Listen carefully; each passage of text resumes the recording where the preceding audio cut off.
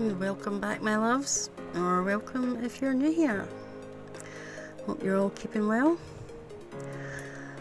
Right, today I have a nice little abandoned family home for you. Well, I say nice. That might be a bit of a stretch once you see it. It's got 3 bedrooms, 2 bathrooms, so it's a good sized family home. I will say now, it's not a starter home technically, although I suppose it depends how many Sims you move into it at the start. But anyway, it is built in Copperdale on the Golden Peak lot, which is 30 by 30. Now, if you don't have high school years or you just don't like Copperdale, you can stick it anywhere you like as long as it will fit a 30 by 30 build. I've made it as a national park, quite simply because I want to use it as a sort of hangout area, almost like a squat for a homeless sim that I have. And I've made it for a very specific purpose, this lot, which if you want to know, stick around till the tour at the end, because I'll tell you then. But yeah, so I've built this for a homeless sim to go and visit to, well, basically their lot at the moment has nothing on it. Their actual home lot has nothing. So this is somewhere that they can kind of go and kind of cheat, I suppose. But hey, my game, my rules, okay? Now you can use it the same way as that if you want, or you can change the lot type to a residential, and then you can move your Sims in, clean up all the sort of debris that's lying around, remove all the peeling paper and repair. I say repair, but you know what I mean. Remove all the sort of cracks in the plaster, and then as your sim earns more money, you can buy nice furniture, nice wallpaper, all that fun stuff, right? Your game, your rules. You do it how you want. I'm going to be doing it both ways. So I'm going to start off as a squat and then get upgraded as she goes along. So I had a lot of fun building this actually. It's been a while since I've done an abandoned lot, and I do enjoy doing them. I love deep diving into debug and finding all those sort of bits of rubbish and derelict items that I can use to place around the place. Some people prefer removing all that stuff. I mean, I follow a guy on YouTube, he absolutely loves downloading people's abandoned lots or ones that they want to get done up, and he loves the sort of clean up process, as he calls it. Personally, I can't be bothered with that, but I do love putting it all in. Yeah, I have used a few packs in this one, but you'll be those bread buckets actually, before I forget, those are actually seats. I forgot to mention that when I was doing the tour. But what was I saying? Oh yeah, packs. I have used a few packs, but there is a lot less than I normally use recently, so that's a good sign, I suppose. Well, we're almost nearing the end of this speed build, which means we'll be coming up on the tour. So I will catch you in a little minute.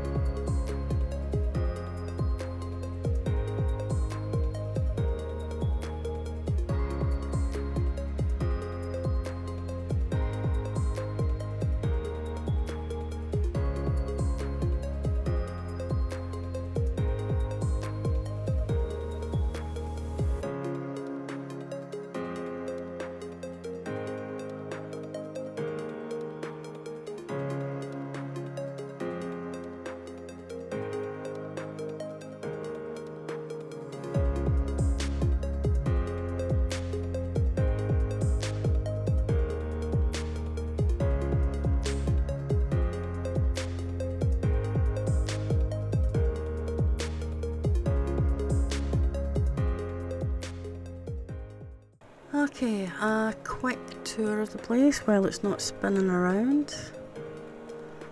So, top down, we have our abandoned little house, which will be getting used in my 100 baby challenge when I do it, if I remember. That's what I've done this for. This is where she's going to start off and see what we can do with this. I have no idea if it's going to be big enough. Probably not, but yeah, we'll try it. So, the backstory of this place is it was built as a family home, but once the building was completed, the workers were all just kind of like, no, we're out of here, because there was too many spooky things going on. It didn't actually get properly finished. Nobody actually moved in because the buyers that were supposed to move in didn't move in. They heard all the stories and they'd started moving in some furniture, i.e. kitchen appliances. And even just on the day of doing that, there was too many things going on and they thought, you know what, we're just going to cut our losses here and just leave this. And it just got left to, well, not quite rot, but you know, it just got left. So, we have got your essentials. I've got the mailbox and I remembered to put in a bin, which is something that I quite often forget. So I've got those in. As far as actual things you can use, we do have the fire, campfire thing outside. We've got a barbecue, so you can cook food. I mean, you could repair these appliances and you can use them, but in the meantime you've got that little barbecue there. Technically there's nothing you can use in here until you fix these. There is a sink, kitchen sink works. In the living room there's a little television that will work, and there's some books, the cereal box from Kitchen Clutter Kit, so you can get food from there as well. There's a fireplace that works, the candles work. I can't remember if those ones will burn down because they were from Debug. They might burn down, they might last, I'm not sure. Can't remember. The rest of the rooms, no, apart from the bathrooms, there are working appliances in the bathroom. You know, those things will work. The rest of the rooms are empty, apart from some debris that's been left or rubbish from squatters and some cobwebs. Every room has the light switch as well. I made a point of putting that in. Hall's empty. Again, the little two bedrooms are also just debris and I don't know what you would call, but you know what I mean. The bits where it's all wearing away. So yeah, and there is a basement which has a fuse box and the water heater. I don't know if they'll work off grid, probably not. There is a workbench down here, so if somebody wanted to come in and start building their own furniture to furnish the place, that could be a thing. I've also put some of the wild prairie grass around because, well, you can harvest stuff from that basically. Not plants, not for edible plants unless you happen to have a horse or the mini sheep and mini goats. But you can find things in it. So instead of going foraging, you can just harvest the grass and occasionally you get some stuff in there. And some of it can be worth quite a bit of money. So that's future planning. She's going to make money that way as well. I've set it up as a generic lock type simply because if I make it a park or a national park, it's going to have lot requirements, which won't tie in with what I'm wanting to do with this place. Because I don't want a picnic table. Because you wouldn't really have, well, I suppose you could have. Well, let me have a look. What have we got? Have we got anything that looks like it might be kind of abandoned? Without getting too many other packs in. Let me think. I know I've used Horse Ranch and I've used Life and Death. None of these seem to have that. See, I'm reluctant. I mean, I could use the likes of that one. That one would probably be the best. But unless you've got Jungle Adventure, you're not going to get that. Do you know what? I'll put it in. Because the reason I